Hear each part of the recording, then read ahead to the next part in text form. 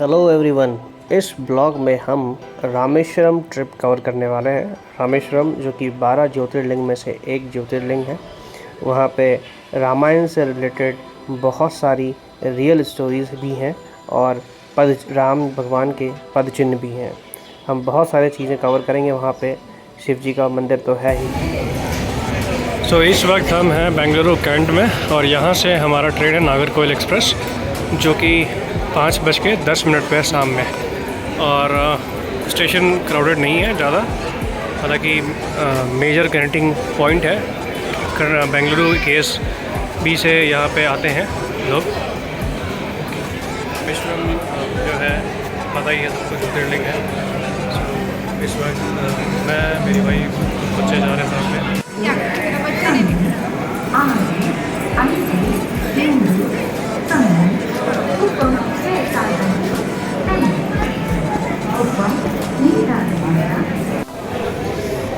ज़िंदगी का नाम सफ़र है और सफ़र चलता ही रहता है।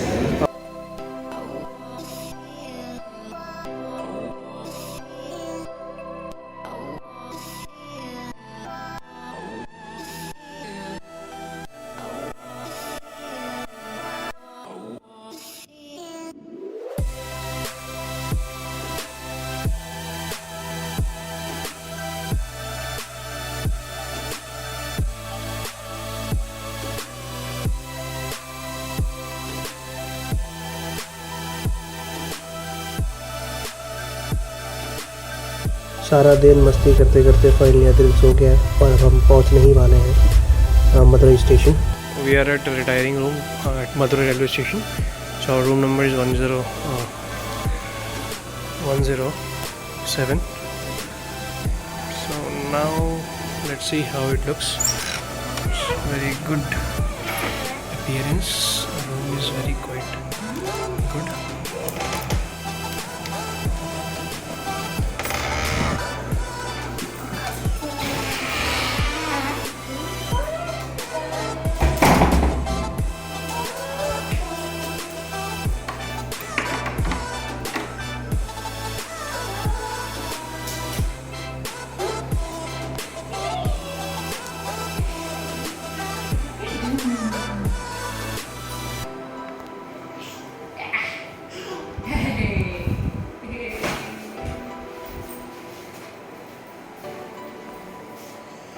So finally we are settling down and room काफ़ी अच्छा था.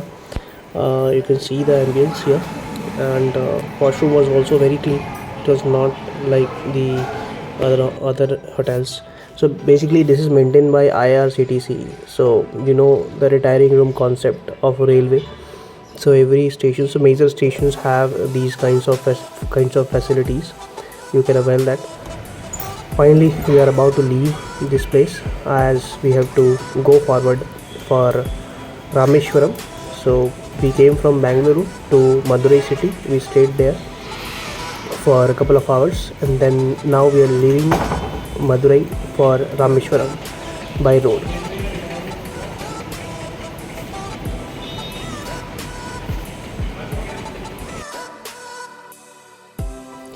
सो अब हम यहाँ से बस स्टैंड जाने वाले हैं और हम बस स्टैंड आ चुके हैं। सो यहाँ पे कई सारी बसेस मिल जाएंगी आपको जो कि रामेश्वरम जाती हैं, कन्याकुमारी जाती हैं। स्लीपर बसेस भी हैं, एसी बसेस भी हैं। तो बट ज़्यादातर जो बसेस हैं वो आपको नॉन एसी बसेस हैं और वो भी चेयर है, बिकॉज़ जो डिस्टेंस है यहाँ से वो वही लगभग 3 से 4 घंटे का जर्नी है।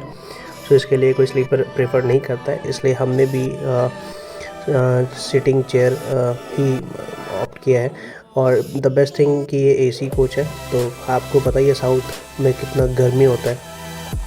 तमिलनाडु, बिकॉज मदुरई तमिलनाडु में है और देन वहाँ से केरला बहुत नज़दीक है, तो समुद्र के किनारे होने के कारण बहुत ह्यूमिडिटी होती है, गर्मी होती है, पसीना आता ही रहता है। और ये है नारियल की खेती। तो आपने ऐसा बहुत रेयर देखा होगा कि ये जो बड़े बड़े नारियल के पेड़ इस तरीके से लगाए गए हैं जैसे कि कोई हमने नर्सरी में पौधा लगाया हुआ है।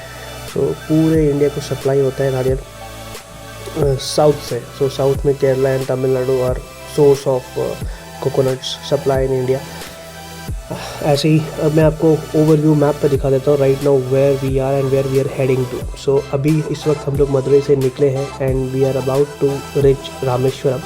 और ये देखेंगे आप समुद्र के बीचों बीच। तो बेसिकली ये आइलैंड है, ये पहले पास्ट में ये आइलैंड नहीं होता था, ये प्रॉपर लैंड था, बट चूँकि सुनामीज़ और अलग अलग कारणों से पानी इतना ऊपर आ गया कि ये रामेश्वरम और जो ये पाम्बन आपको दिखता है ब्रिज, ये आपको एज आइलैंड दिखने लग गया। सो यहीं से रामेश्वरम से ही थोड़ा आगे जाएंगे तो आपको आता है धनुषकोडी। तो आगे मैं वीडियोस में कवर करूँगा। बेसिकली अब हम पाम्बन ब्रिज की ओर बढ़ रहे हैं। पाम्बन ब्रिज वही फेमस ब्रिज है जिसके वीडियोस आपको वायरल होते हुए दिख जाते हैं इंस्टाग्राम पे। सो बेसिकली वहाँ पे जब ट्रेन गुजरती है तो ऐसा दिखता है कि जैसे समुद्र के ऊपर ट्रेन चल रही है, और हाइट जो है काफ़ी लो रहता है समुद्र के पानी से, तो बहुत ही एडवेंचरस लगता है। बट अभी तो कंस्ट्रक्शन का काम चल रहा है, that you will get to know. Meanwhile मैं मेरे बेटे के साथ मस्ती करता हुआ, तो हमने बहुत इन्जॉय किया ट्रिप। मेरा बेटा बहुत इन्जॉय कर रहा था and you can see that as well.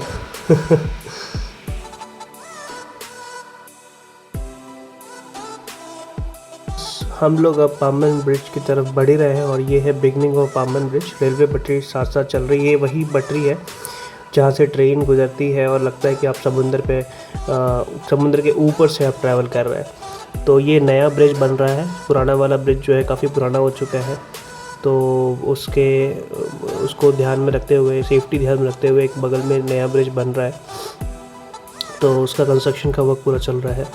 अगल बगल आपको बड़ी बड़ी नावें दिख जाएंगी, छोटी छोटी नावें, बड़ी बड़ी नावें, बहुत सारी चीज़ें आपको दिखेंगी। यहाँ पे पानी का लेवल ज़्यादा नहीं है, मोस्टली जो थोड़ा गहराई में जाएंगे तो मेरे ख्याल से आपको 20 से 25 फीट पानी है, एंड देन फिर अगेन एक लेवल में आ जाता है पानी 5 से 6 फीट के लेवल पे। सो ये बहुत ही सही अनुभव था हमारे लिए। मतलब हमने समुद्र को इतना पास से देखा और उसके ऊपर हमने ट्रैवल किया। Although it was not possible अगर ये आइलैंड नहीं बना होता। आपको दिख रहा होगा ये जो जहाजी बेड़े, आपको बहुत सारे नावें लगी हुई हैं। तो ये रूम हमने लिया है भाई, बजट फ्रेंडली रूम है और काफ़ी चीज़ें हैं। अगर टीवी यूनिट है, बेड भी अच्छा ही है, वहाँ पे भी एक ड्रॉल है और यहाँ पे एक ड्रॉल है। तो मेरा बेबी बहुत खुश है, उसको खेलने के लिए अलग अलग जगह मिल रहा है।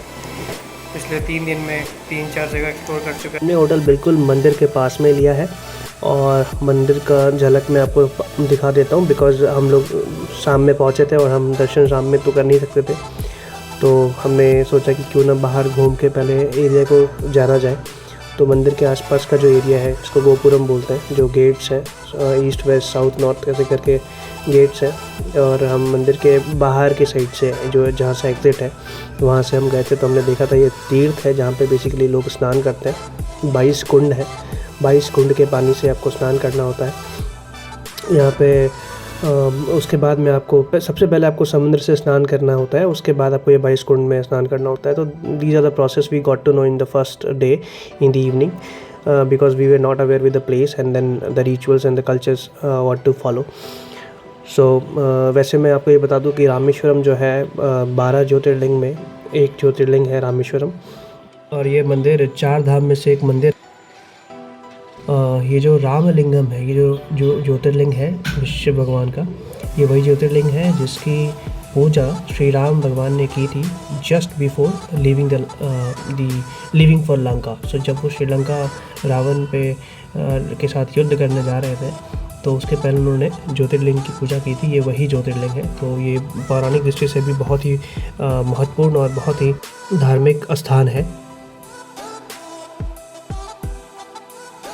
अब इसका आर्किटेक्चर देखिए, ये बिल्कुल प्लानिंग के हिसाब से बनाया गया है। मतलब ऐसा नहीं है कि मतलब आपने मंदिर बनाना है और आप 4-5 लोग लेके आए, आपने मंदिर जोड़ दिया।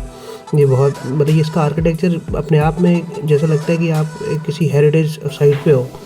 कॉरिडोर्स हैं east west north south, so you'll find so much peace here. और यही है मेन द्वार, जो गेट है जहाँ से आपको रामेश्वर ज्योतिर्लिंग के दर्शन होंगे। रामेश्वरम श्राइन इसको कहा जाता है। अंदर कैमरा ले जाना अलाउ नहीं है, तो मैं अंदर नहीं जा पाऊँगा। और वैसे भी हम दर्शन के लिए सुबह आने वाले हैं, तो ये आपको बाहर से दिख जाता है, मेन रोड से ही आपको ये सब चीज़ें दिख जाएंगी।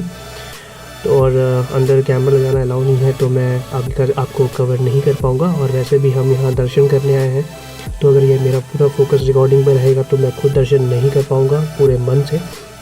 सो आई विल ऑल्सो सजेस्ट आप लोगों को भी कि जब आप आए तो रिकॉर्डिंग्स फ़ोटोज़ आप बाहर में ले सकते हैं, बट जब आप अंदर आए तो आप पूरे निष्ठा और ध्यान के साथ आएँ और आशीर्वाद लेके लौटें। तो ये बाहर का मैं आपको दिखा देता हूँ, मंदिर के बाहर ईस्ट और वेस्ट गेट के अराउंड जो रोड है आपको, तो वो समुंदर की तरफ जाता है। तो अभी हम लोग, चूँकि जो हमें दर्शन है, हमने जो इन्फॉर्मेशन निकाला है उस हिसाब से ये है कि जो आपका जो तीर्थम है रामेश्वरम, भगवान के दर्शन आप तभी कर पाएंगे जब आप वो तीर्थ कंप्लीट करेंगे। और जो आपका तीर्थ है वो 22+1 मतलब समुद्र स्नान से वो स्टार्ट होता है, और अंदर में आपको 22 कुंड है, उसके स्नान आपको करने होते हैं।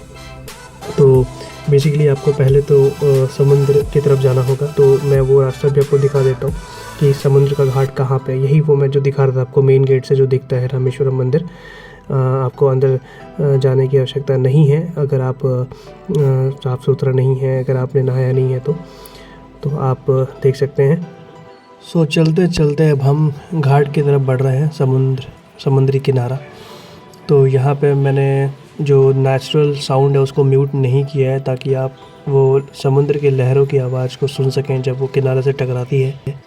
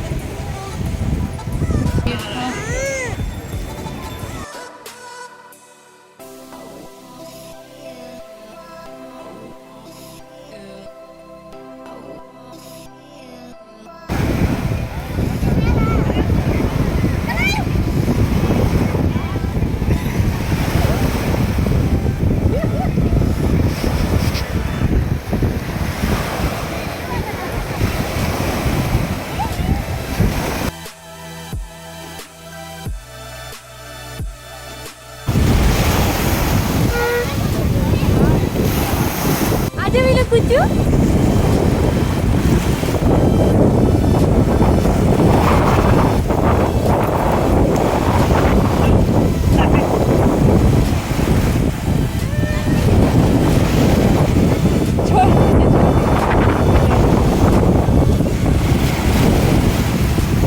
अब हम सुबह अपने होटल से रामेश्वरम तीर्थ स्नान के लिए निकल रहे हैं।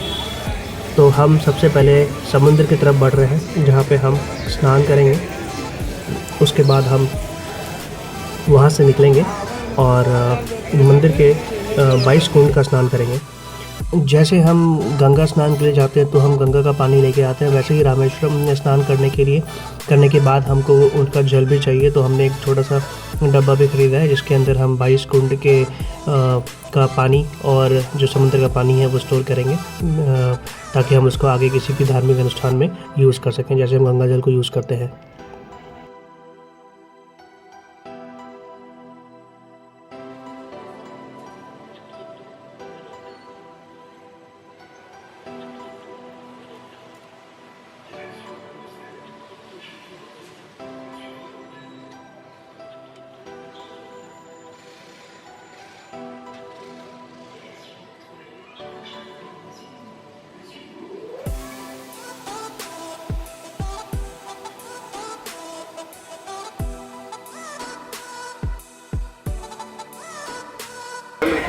ஓடக்கூடாது.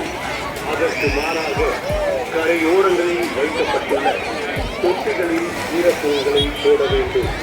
அதனை நீர் அடிவிட்டு ஈரத்துணிகளை கடலுக்குள் போடக்கூடாது. அதற்கு மாறாக கரையோரங்களில் வைக்கப்பட்டுள்ள தொட்டிகளில் ஈரத்துணிகளை போட வேண்டும். அதனை மீறி கடலுக்குள் ஈரத்துணிகளை போடுவதற்கு மீது நடவடிக்கையும் அபராதமும் விதிக்கப்படும் என்பதனை தெரியப்படுத்திக் கொள்கிறோம். வருகின்ற பக்தர்கள் கட்டாயம் முகக்கவசம் அணிந்து வர வேண்டும். தவறும் பட்சத்தில் அபராதம் விதிக்கப்படும் என்பதை தெரியப்படுத்திக் கொள்கிறோம். பெரியோர்களையும் அருகாமையில் அமர வைத்துக் கொள்ள வேண்டும். உங்கள் ஆணையாளர் ராமேஸ்வரம்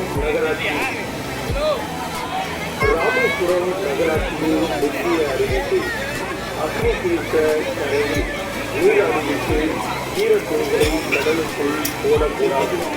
அதற்கு மாறாக मेरा बेटा सिर्फ 10 महीने का है और ये उसका पहला स्नान है समुद्र में, और वो काफ़ी इन्जॉय कर रहा है। और उसका पहला तीर्थ भी कंप्लीट हो गया। 4 धाम में पहला तीर्थ उसका रामेश्वरम था, तो बहुत ही अच्छा अनुभव था।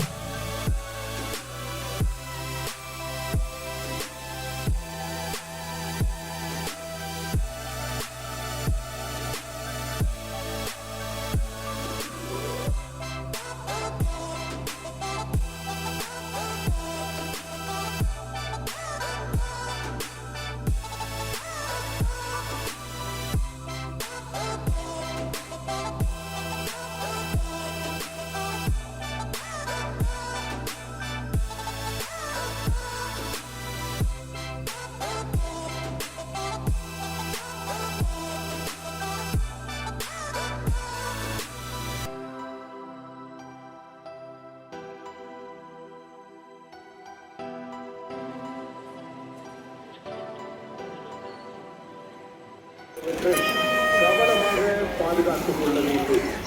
குழந்தைகளை हमने समुद्र स्नान कर लिया और अब हम जा रहे हैं 22 कुंडों का स्नान करने के लिए, और उसके बाद हम सीधा तैयार होकर मंदिर में आ चुके हैं। और हमने पारंपरिक ड्रेस पहना है। साउथ में लुंगी का चलन बहुत है, तो ये बेसिकली जो धोती वाला कपड़ा होता है उसी कपड़े का लुंगी स्टाइल में इसको लपेटना होता है। मेरे बेटे ने भी लपेटा, उसको पसंद नहीं आ रहा है। तो आगे हमने दर्शन कंप्लीट किया, और दर्शन कंप्लीट करने के बाद में हम अगले लोकेशन के लिए निकल चुके हैं, जो कि है धनुषकोडी। धनुषकोडी ये वही जगह है जहाँ से श्री राम भगवान अपनी सेनाओं को लेके लंका पर आक्रमण करने के लिए निकले थे। और ये वहीं पे पुल बना था, जो कि बहुत ही फेमस पुल है, रामेश्वरम पुल।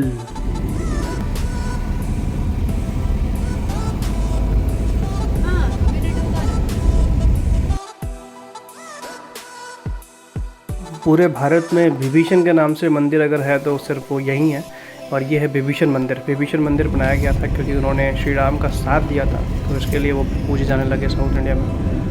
तो अब हमने विभीषण मंदिर का दर्शन करके अब हम निकल रहे हैं टुवर्ड्स धनुषकोडी। सो अभी हम लोग विभीषण मंदिर देख के निकल रहे हैं। विभीषण मंदिर की तरफ हम लोग गए थे अभी। सो अभी हम लोग धनुषकोडी के लिए लेफ़्ट ले रहे हैं after returning to Vibhishan temple. तो ये पूरा समुंदर का पानी है। समुंदर का पानी यहाँ तक था, इसके पीछे भी था। अशोक स्तंभ भारत। साउथ में आने के बाद आपका जो साइलेंट है वो ख़त्म हो जाता है, भारत भारत हो जाता है। तो ये इसका भी अपना एक आनंद है, सुनने में बहुत ही अच्छा लगता है।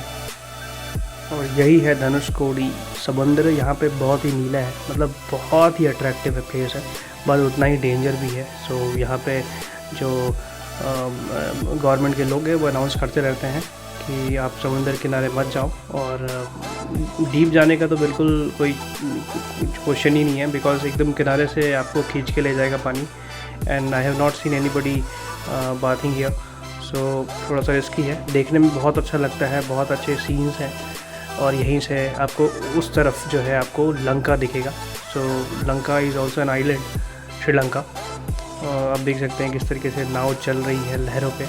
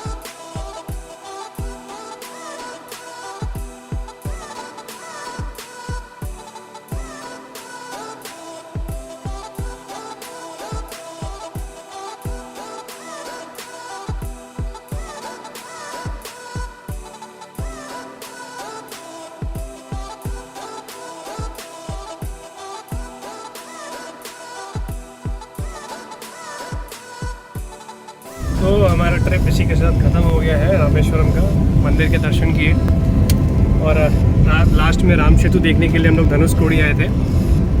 बेबी भी हमारा सो रहा है, तो थक चुका है। ओके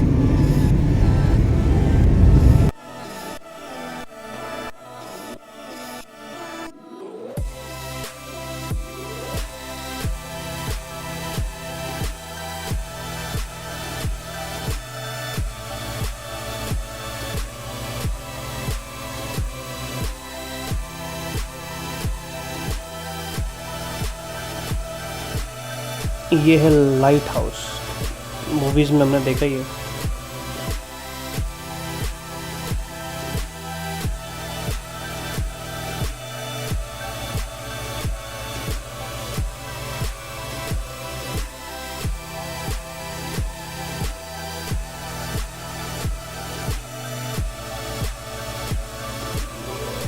तो ये आज़ादी के टाइम का चर्च है, काफ़ी पुराना है। हार्बर था लेकिन सब खंडर हो गया बिकॉज 1964 में समुद्र का पानी ऊपर आ गया था और जिसकी वजह से पानी के अंदर सब डूब गया था। और फिर धीरे धीरे पानी जब उतरा है तो आप देख सकते हैं रोड के दोनों साइड में रेत मिलेगी आपको। ये रेत कहाँ से आया, तो सोचने वाली बात है। बट इसके पीछे का जो रीज़न वो यही है कि समुद्र का पानी रोड के ऊपर से तैरा करता था और जब भी सुनामी या फिर बाढ़ जैसा सिचुएशन पैदा होता है तो ये रेत उसी की वजह से बनती हैं। तो पौराणिक टाइम में ये पूरा ही समंदर का एरिया था। सो लौटते वक्त हमने सोचा कि कुछ और भी प्लेसेस हैं उनको भी एक्सप्लोर कर लिया जाए, जैसे कि राम मंदिर है, वैसे ही सीता मंदिर है और वैसे ही लक्ष्मण मंदिर है। तो बेसिकली कुंड है उनका अलग अलग, लोग वहाँ जाकर स्नान भी करते हैं और पूजा करते हैं। हनुमान जी का भी एक मंदिर है वहाँ पे। तो हमने लौटते वक्त सोचा क्यों ना सब कवर कर लिया जाए। सो इस वक्त हम लोग राम पैर मंदिर के पास हैं। यहाँ पे राम जी के पैरों के चिन्ह हैं और ये भी आपको देखने में बड़ा ही आश्चर्य लगेगा कि ये मंदिर पूरा एक टापू जैसा पहाड़ पे है और उसके चारों साइड में आपको नारियल के पेड़ और रेत मिलेगा। तो इससे लगता है कि जैसे कभी ये पानी से घिरा हुआ टेम्पल हुआ करता होगा।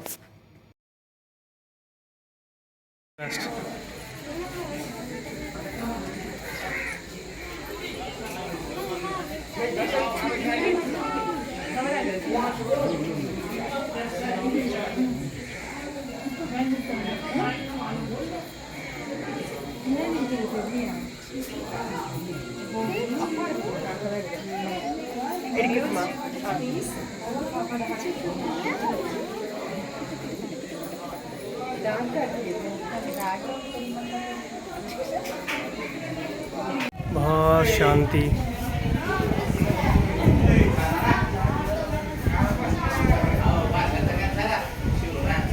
तो अब हम यहाँ से निकल रहे हैं रामकुंड के लिए। ये है रामकुंड।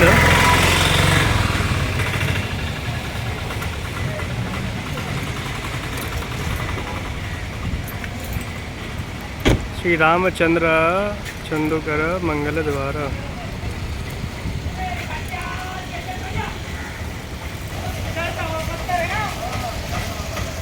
तैरता हुआ पत्थर यहीं पे आपको मिलेगा। और ये देखिए कितना पुराना कंस्ट्रक्शन लग रहा है, पीपल का पेड़।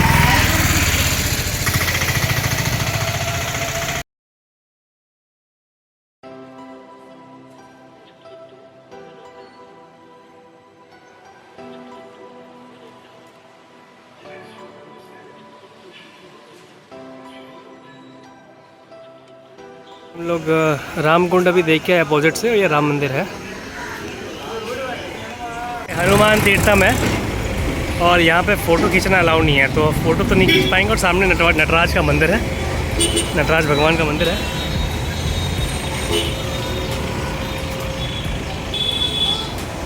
ये मंदिर है जिंदा समाधि, जिंदा समाधि तुलसी बाबा दी का जिंदा समाधि है। जय बाबा जी।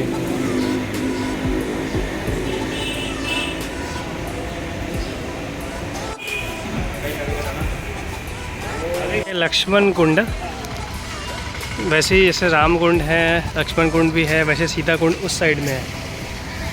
इसी के साथ हम अपनी जर्नी ख़त्म करते हैं और आप लोग आइए यहाँ पे और दर्शन कीजिए। रिकॉर्डिंग में सब कुछ दिखा पाना बड़ा मुश्किल होता है कि बिकॉज़ आप दर्शन के लिए आए हैं। तो हमारा दर्शन बहुत अच्छे से हो गया। मैं, मेरी पत्नी, मेरा बच्चा, हम सब ने दर्शन किया और अब हम लौट रहे हैं टुवर्ड्स बेंगलुरु अगेन। और सेम बस स्टैंड है जहाँ पे हम आए थे पहले रामेश्वरम में। और यहाँ पे अगेन आपको बसेस जो मैंने बताया था AC और नॉन AC बसेस हैं। तो हम चूँकि गर्मी का मौसम है तो we will not take risk और बच्चा भी है छोटा, तो हम AC बस से ही जा रहे हैं रिटर्न। 3 से 4 घंटे लगेंगे हमको मदुरई पहुंचने में और वहाँ पे फिर हम मदुरई मीनाक्षी टेम्पल का दर्शन करेंगे। उसका वीडियो मैं आपको नेक्स्ट पार्ट में कवर करूँगा। तो अभी के लिए हम चलते हैं।